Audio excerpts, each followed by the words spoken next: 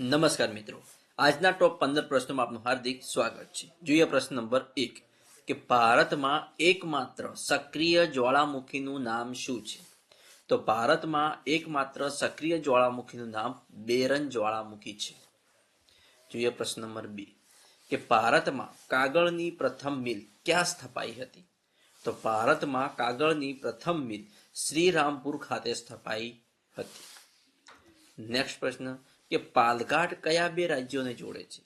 તો પાલઘાટ કેરળ અને તમિલનાડુ આ બે રાજ્યોને જોડે છે. જોઈએ પ્રશ્ન નંબર 4 કે આંધ્રપ્રદેશમાંથી તેલંગાણા રાજ્ય કયા વર્ષમાં અલગ થયું? તો આંધ્રપ્રદેશમાંથી તેલંગાણા રાજ્ય 2014ની સાલમાં અલગ થયું. ક્યારે અલગ થયું? 2014ની સાલમાં. જોઈએ નેક્સ્ટ પ્રશ્ન નંબર 5 કે ભારતમાં સૌથી વધુ સુતરાઉ કાપડ અને સૂતર ઉત્પન્ન કરતું રાજ્ય કયું છે? તો ભારતમાં સૌથી વધુ સુતરાઉ કાપડ અને સૂતર ઉત્પન્ન કરતું રાજ્ય છે મહારાષ્ટ્ર. પ્રશ્ન નંબર 6 ભારતની જમીનનું વર્ગીકરણ કેટલા પ્રકારોમાં કરવામાં આવેલ છે? તો 6 પ્રકારમાં. ભારતની જમીનનું વર્ગીકરણ 6 પ્રકારોમાં કરવામાં આવેલ છે. જોઈએ પ્રશ્ન નંબર 7 હિમાલય કેવા પ્રકારનો પર્વત છે? તો હિમાલય એ ગેડ પર્વત છે. કેવો પર્વત છે? ગેડ પર્વત છે. જોઈએ પ્રશ્ન નંબર 8 કે ગોડ્સ ઓન કન્ટ્રી એ કયા રાજ્યને સંબંધિત છે?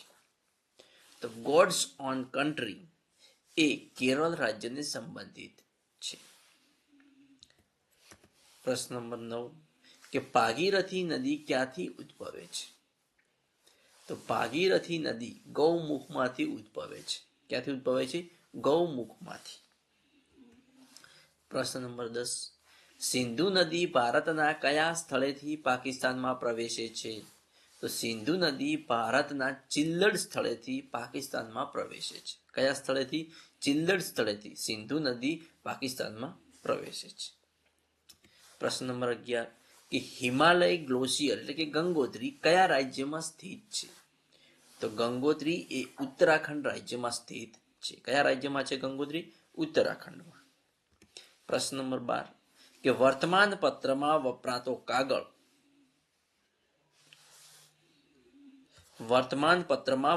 કાગળ મધ્યપ્રદેશમાં ક્યાં બને છે? તો વર્તમાન પત્રમાં વપરાતો કાગળ જે મધ્યપ્રદેશના નેપાનગરમાં બને છે. કયા બને છે? મધ્યપ્રદેશના નેપાનગરમાં. જોઈએ નેક્સ્ટ પ્રશ્ન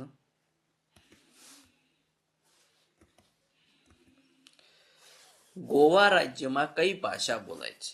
તો ગોવા રાજ્યમાં કોંકણી ભાષા બોલાય છે. કઈ ભાષા બોલાય છે? કોંકણી ભાષા બોલાય છે. ગોવા રાજ્યની ભાષા કઈ છે? કોંકણી ભાષા છે. પ્રશ્ન નંબર 14 કે સીમાંત ખેડૂત ખેડાણ હેઠળ કેટલી જમીન ધરાવે છે?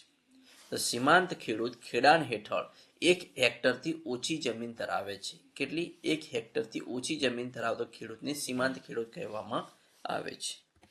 પ્રશ્ન નંબર 15 કે ભારતનું રાષ્ટ્રીય ઘાસિયા જમીન અને ઘાસચારા સંશોધન કેન્દ્ર ક્યાં આવેલું છે?